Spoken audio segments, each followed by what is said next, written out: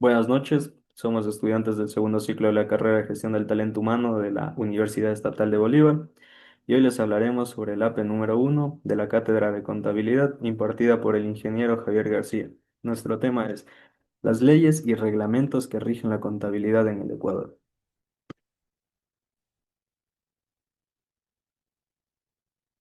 Eh, Nuestro grupo se llama Cuyur y está conformado por las siguientes personas: Chumi Calapucha. Darla Gaibón. Adonis Guevara, Naomi Marmolejo. Emily Quiroga. Denis Tirado.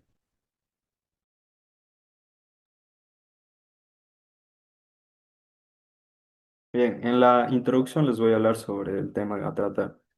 La contabilidad en el Ecuador se rige por normas que garantizan la información financiera y confiable. Estas ayudan al cumplimiento legal y generan confianza, ya que están supervisadas por la Superintendencia de Compañías, por el SRI, por las normas internacionales de información financiera, el Código de Comercio y normas internas de cada empresa. A continuación, mi compañero.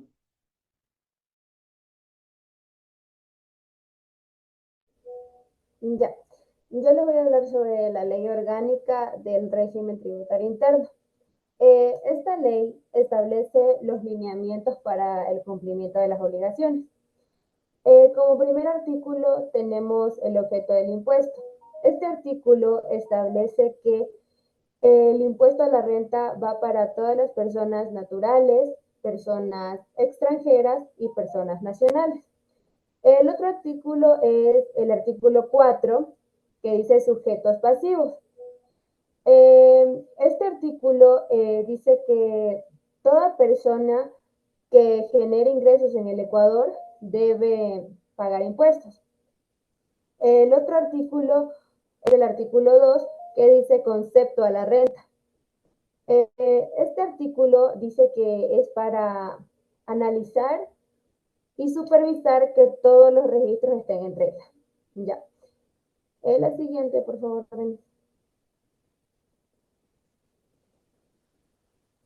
Ya. Luego tenemos el artículo número 7 que dice ejercicio impositivo. Este artículo se dice que estos ejercicios es anual y que comienza desde el 1 de enero hasta el 31 de diciembre. El otro artículo es el artículo 5, que es los ingresos de los cónyuges. Aquí se analiza y se trata de regular la imputación de los ingresos y de los bienes entre los cónyuges.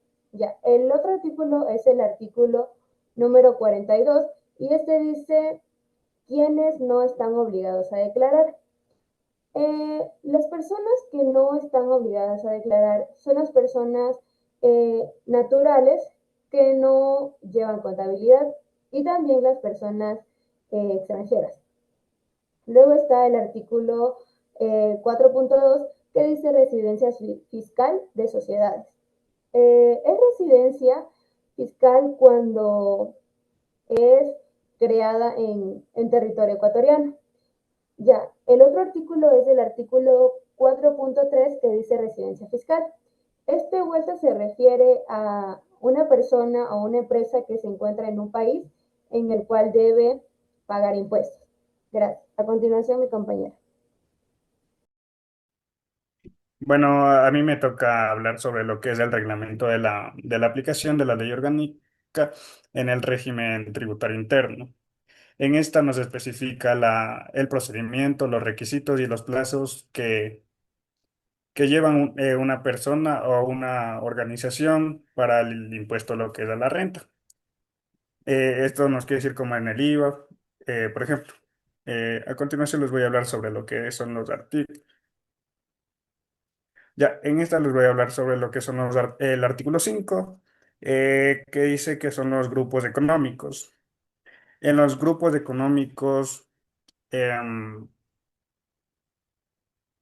en los grupos económicos está conformada por personas naturales o la sociedad que están obligadas a llevar lo que son el impuesto a la renta y la declaración. Como en el artículo 14 que nos dice la norma general, estas nos hablan de los ingresos, de los impuestos que están exentos a lo que es el pago a la renta. Pero igual, estas están siendo registradas como tales, como un pasivo de impuesto. El artículo 15 nos habla sobre lo que son los dividendos distribuidos. Perdón. En esta nos habla sobre las personas que están exentas los dividendos calculados de lo que son después, por ejemplo, lo que es después de un pago. Pero igual estas están siendo obligadas o distribuidas por sociedades que son residentes eh, o establecimientos que son de aquí de Ecuador. A continuación, el artículo 15.1 que nos hablan sobre las utilidades en activos inmuebles. En esta, en esta igual nos hablan sobre las personas o bueno, organizaciones que están exentos del impuesto a la renta. Son todas aquellas, por ejemplo, las utilidades, ya sean el, el vehículo que son parte de ¿cómo es? Bueno, que tiene relación con una inversión dentro de una organización. Entonces, esa administración están siendo como un activo inmueble. A continuación, lo que es el artículo 16 que son las entidades públicas. En esto es igual, están exentas al impuesto, bueno, no, bueno, sí, a declarar y del impuesto a la renta, pero estas se encuentran exoneradas del pago de impuestos de la disposición de la ley orgánica. Pero también, bueno, están exentas, pero ellos están o deberían presentar lo que es una declaración informativa. A continuación, mi compañero. Ya les voy a hablar sobre las normas generales del control interno. Constituyen los criterios básicos para mantener la efectividad y la eficiencia del control interno en el sector público. Como primer punto tenemos el artículo 17, que son ingresos que tengan suscritos convenios internacionales. ¿Qué quiere decir esto? Que son ingresos de entidades con convenio con personas internacionales y se administran según como lo hayan acordado.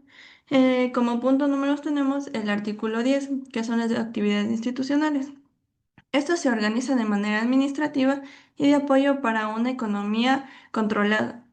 En el artículo número 5 del control interno habla de un conjunto de normas, de procedimientos que asegura que una entidad llegue a cumplir su objetivo. La siguiente.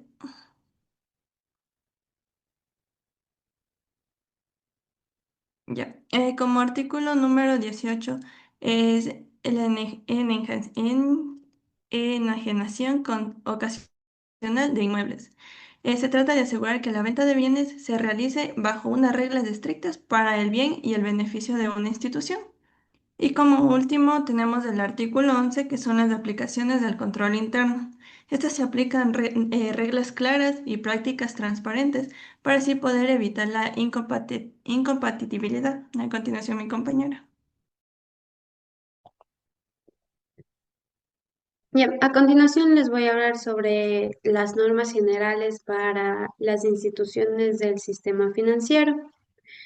Estas son como las instrucciones secretas, las normas y los acuerdos principales que controlan cómo operan todos los grupos que forman el mundo del dinero.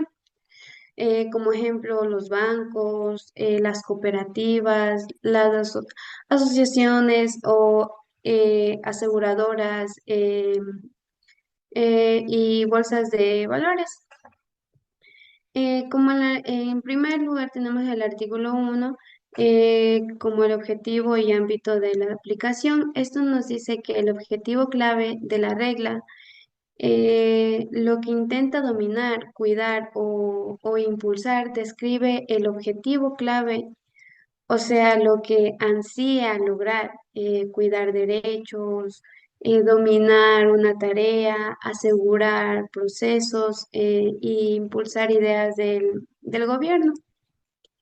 En el artículo número 2, la libertad e igualdad de acceso a productos y servicios financieros, esto nos está diciendo que procura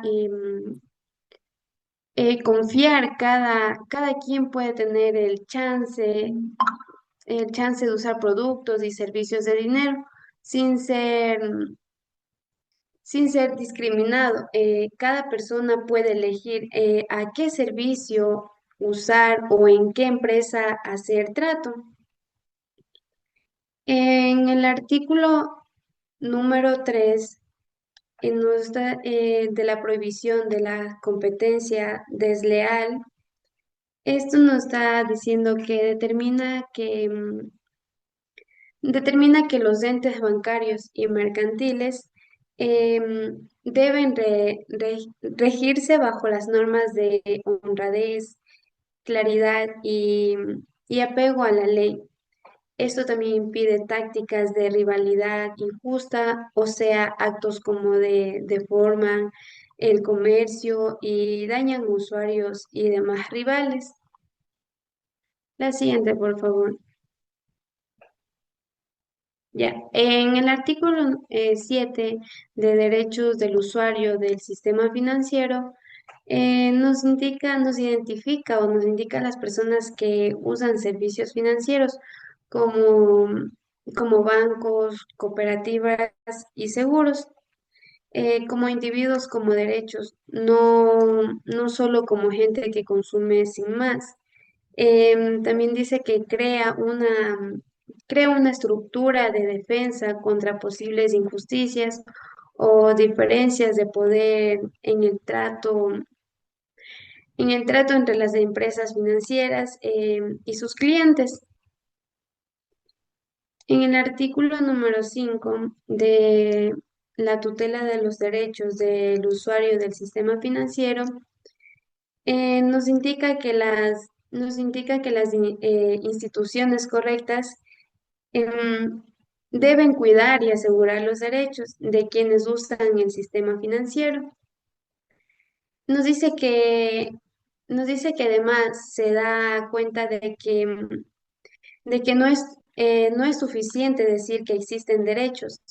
Es clave tener un sistema que realmente los haga valer. Nos dice que esta protección significa que el Estado, por medio de sus vigilantes, esté atento a que los bancos y similares no pisoteen a los derechos de las personas que usan estos servicios. Por último, tenemos el artículo número 8 de derechos a la educación financiera. Esto nos dice que admite que quienes usan los servicios financieros tienen todo el derecho de aprender bienes sobre finanzas. También fija que el gobierno y los bancos deben dar datos e instrucciones que entiendan con facilidad y estén al alcance de todos. A continuación, mi compañero.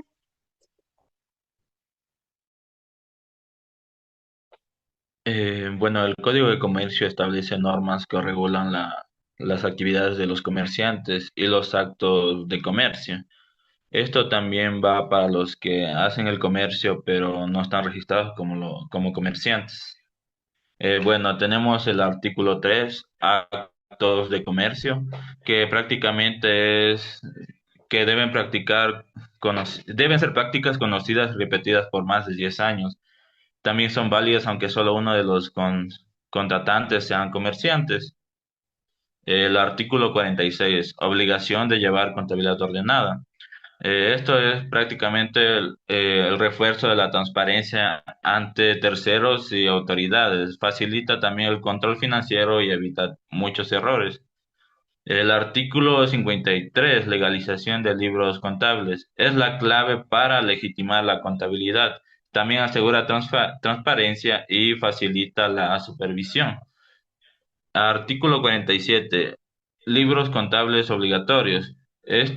Pues, prácticamente facilita la fiscalización y registro formal de operaciones, que también respalda la veracidad de la información financiera.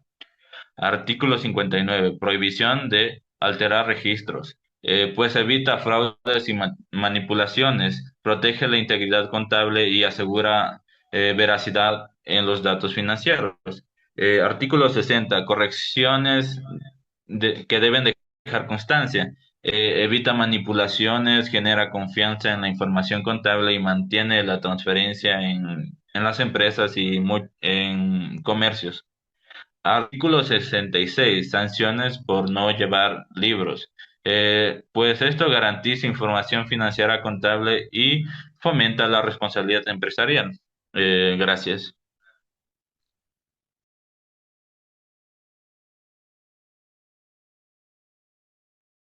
Ya, todo esto nos habla que toda normativa, todo artículo de contabilidad en el país es muy importante, ya que esto garantiza la transparencia, legalidad, la confianza, eh, permitiendo así que empresas crezcan de manera ordenada y segura.